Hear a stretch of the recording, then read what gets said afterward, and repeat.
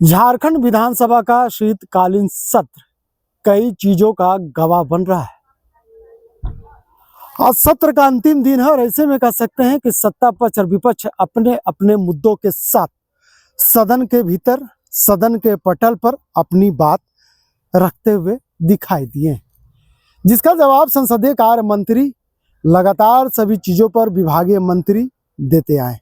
शाम का वक्त होगा जब अंतिम अभिभाषण राज्य के मुख्यमंत्री हेमंत सोरेन सदन के भीतर कहेंगे। ऐसे में हल्की बहस के बाद आज सदन की कार्रवाई पूरी दिन भर चल रही है, अभी भी जारी है।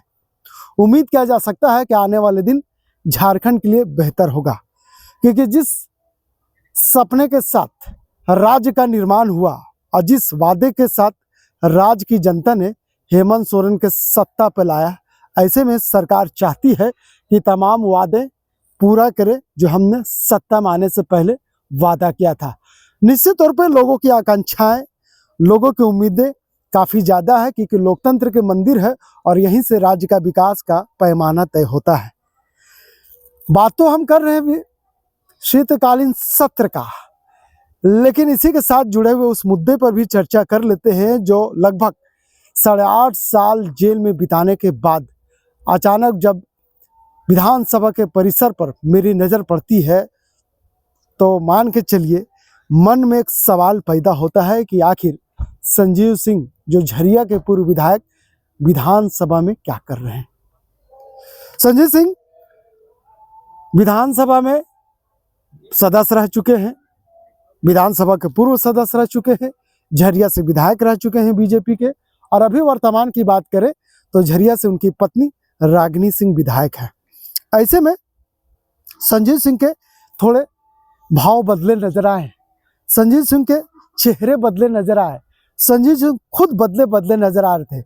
वो लंबी बालें, वो सीधापन, वो भाव भरा आवाज, तमाम वो चीजें देख करके सदन परिसर में मीडिया कर्मियों ने देखा कि क्या वही संजीव सिंह है जो संजीव सिंह जब विधायक हुआ करते थे तो सदन में अपनी बातों को रखते थे जिस अंदाज के साथ आज वो अंदाज बदला सा नजर आ रहा है।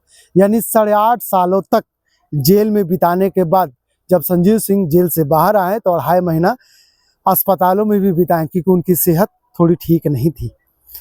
और संजीव सिंह अकेले नहीं आए, उनकी विधायक पत्नी रागिनी सिंह भी साथ में निकली। मीडिया कर्मियों ने पूछ लिया कि विधानसभा के परिसर में आ करके आपको कैसा लगा। हम आगे बढ़ने से पहले संजीव सिंह द्वारा कहे गए बात को सुनाना चाहते हैं और आप सुनिए कि क्या कह रहे हैं। सब लोगों से मुलाकात करने के लिए, जो कुछ पुराने लोग हैं, जो साथी हैं, उनसे मुलाकात हुई, मुलाकात करने के लिए आए और मुलाकात हुई सभी लोगों से। अंतराल भी लंबा हुआ, लंबे अंतराल के बाद पहुंचे हुए आप यहाँ पे। हाँ, चूँकि परिस्थितियाँ आप लोग जानते थे कि 2017 के बाद एक केस में हम 8.5 साल कस्टडी में रहे और कोर्ट से छूटने होने के बाद जो है काफ़ी स्वास्थ्य जो था वो अच्छा नहीं था और 2-2.5 महीना जो है लगातार अस्पताल में रहने के बाद स्वस्थ होने के बाद लोगों के बीच आना हुआ है। अभी कुछ राजनीति की नई पारी की शुरुआत करना है। अभी रागिनी जी माननीय विधायक के तौर पर झरिया के क्षेत्र में और धनबाद में उपस्थिति उनकी रही है और हमारा परिवार शुरू से राजनीतिक क्षेत्र में लोगों के लिए खड़ा रहा है, तो सक्रियता ये कहना गलत होगा। जो जिस परिस्थिति में रहते हैं वो वहाँ हमेशा खड़े रहते हैं। कैसा काम कर रही है सरकार? देखिए, सरकार की स्थिति तो आप लोग जानते हैं कि जो अभी बहुत तो हम कुछ नहीं बता पाएंगे, लेकिन जो परिस्थितियां हैं वो समझ में ये आ रही है कि सरकार का जो भी कार्य हो रहा है विकास का कार्य, उसमें जो अखबार और मीडिया के न्यूज़ से मालूम चलता है वो ये है कि सरकार के पास अभी पैसा नहीं है और उसमें कई योजनाएं फंसी हुई हैं। चूँकि झरिया धनबाद से हम लोगों का विशेष लगाव रहा है तो वहाँ परिस्थितियाँ जो देखने को मिल रही हैं वो यही है। गैस रिसाव की स्थिति भी बहुत गंभीर हो गई है, वहाँ पर लोग बहुत परेशान हैं। वहाँ माननीय विधायक जी गई थी और वहाँ के अधिकारियों से, BCCL के अधिकारियों से बात की। तो आपने संजीव सिंह की बातों को सुना। उनसे जब पूछा गया कि झरिया में कई समस्याएं हैं, कई लोग वहाँ परेशान नजर आ रहे हैं। विधानसभा के पटल पर उनकी विधायक पत्नी रागिनी सिंह सवाल भी कर रहे हैं और उन्होंने ये भी कहा कि जब हमारे स्वास्थ्य ठीक हुए तो हम जनता के बीच में गए, जनता की समस्याओं को समझने का काम किया।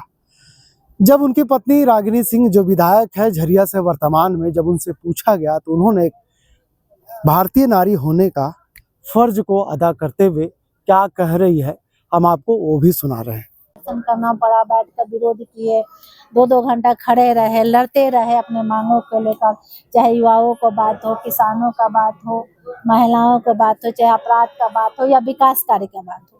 हम लोग तो यही मांग किए आज 5 दिन से लगातार। संजीव जी आए हुए हैं और संजीव जी की कसौटी पर आप कितनी खरी उतर रहे हैं?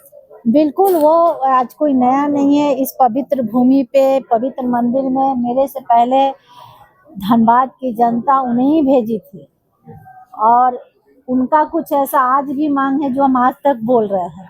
जैसे आरएसपी कॉलेज है, 27 गांव का मुद्दा देखिए, हम आज बहुत जोर तरीके से बोले कि भाई मेरा 27 गांव का जो मामला है लंबे समय से है। तो ऐसा नहीं है कि ये काफ़ी गंभीर थे अपने क्षेत्र को लेकर और आज इस पवित्र भूमि पे आए, मत्था टेके, सभी से मिले, सभी का आशीर्वाद प्राप्त किया।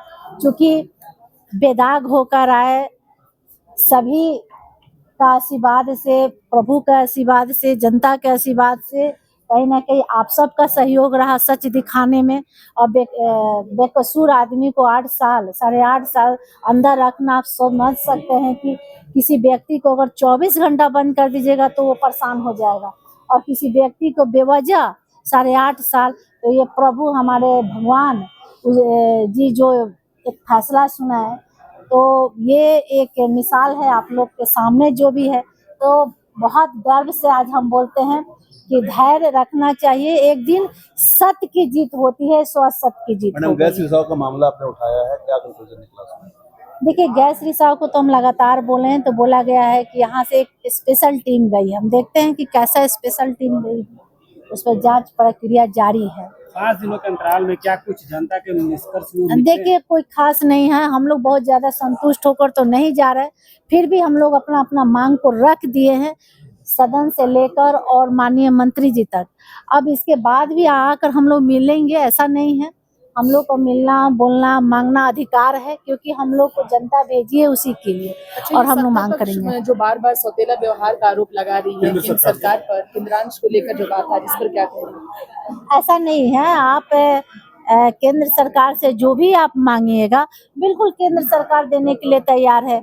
आप नगर निगम के चुनाव नहीं करा रहे हैं, वहाँ पार्षद नहीं रहने से काफी दिक्कत हो रहा है, मेयर नहीं रहने से काफी दिक्कत हो रहा है, तो केंद्र सरकार यही तो बोल रही है। मंत्री दीपिका पांडे ने कहा कि वहाँ केंद्रीय मंत्री उनसे मिलते नहीं है, वो दिल्ली जाती है और वहाँ अधिकारी से मिलकर उन्हें वापस लौटना पड़ता है। वो किसी से मिलती हैं क्या?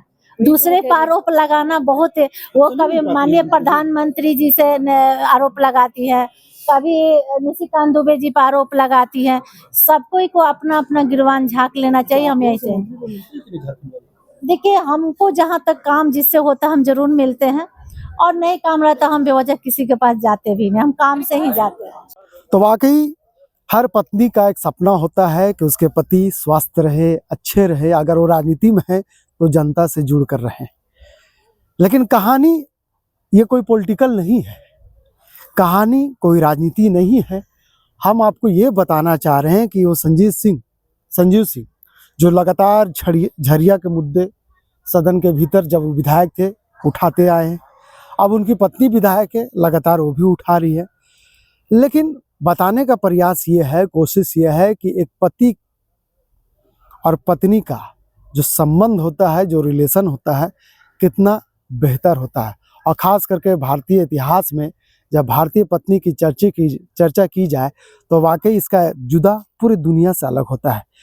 हम तस्वीर आपको दिखा रहे हैं शाम का, ये विधानसभा परिसर जहाँ पे संजीव सिंह कुछ मीडिया कर्मियों से अभी भी वो अपने बैट्स को दे रहे हैं, बता रहे हैं कि किस तरह से उनका जीवन 8.5 सालों तक जेल में बिताने के बाद किस तरह से वो राहत महसूस कर रहे हैं।